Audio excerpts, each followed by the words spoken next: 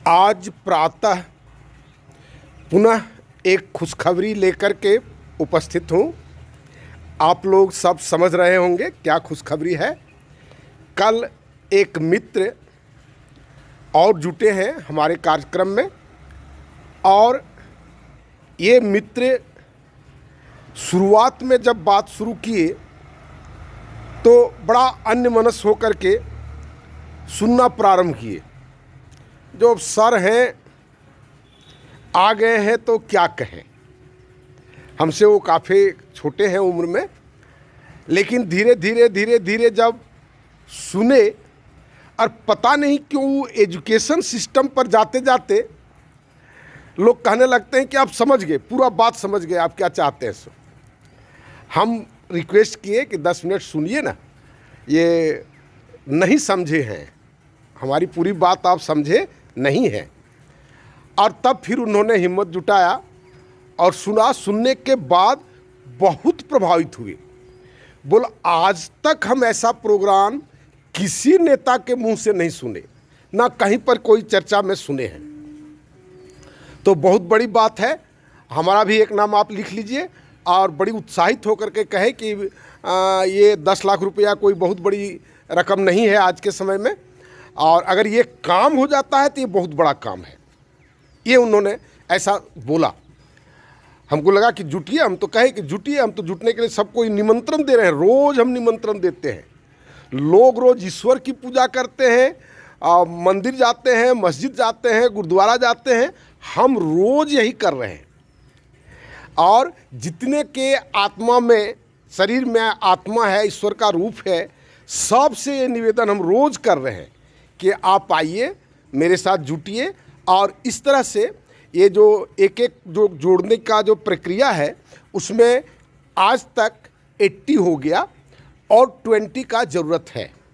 जितना जल्दी ये 20 हो जाएगा, हम फिर आगे का काम शुरू करेंगे। आगे का काम में है कि एक बार बैठक होगी, बैठक होने के बाद एक गांव का सिलेक्शन करेंगे, और उस गांव में जा कर के ये जो बात अभी इंडिविजुअल लोगों को सुनाए, उस गांव के हर एक बाल बच्चे को सुनाना है कि भाई हम एक ऐसा समाज बनाना चाहते हैं जहां पर शिक्षा निःशुल्क हो, चिकित्सा निःशुल्क हो, भ्रष्टाचार का कोई जगह नहीं हो, किसी चेयर में उतना पावर नहीं हो जो वह लोगों को दमित कर सके, लोगों को उत्पीड़ित कर सके। कहने का मतलब पावर का कंप्लीट डिसेंट्रलाइजेशन।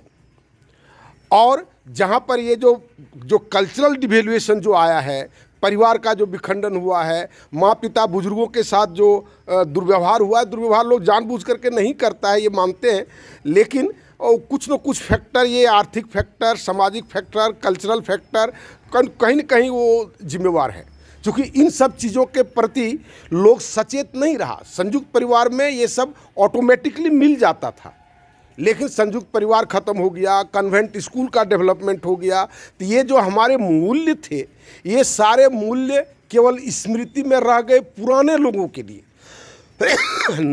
नए लोगों के लिए अगर बात करें तो कहेंगे कि समाज अब बहुत प्रोग्रेस कर गया। अब इस सब बात को लोग दकियानुसी मानता है। जब तक जवान रहता है तब तक ये बात बोलता है।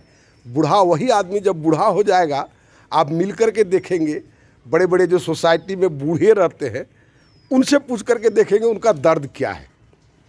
तो इस तरह से बहुत सारी बातें हैं, और जो काम शुरू होगा तब ये सब बातों पर फिर डिटेल में बात करेंगे। सब लोग बैठेंगे, सब बुद्धिजीवी सब जुटने का प्रयास करें, जुटाएंगे, और आगे की यात्रा शुरू होगी।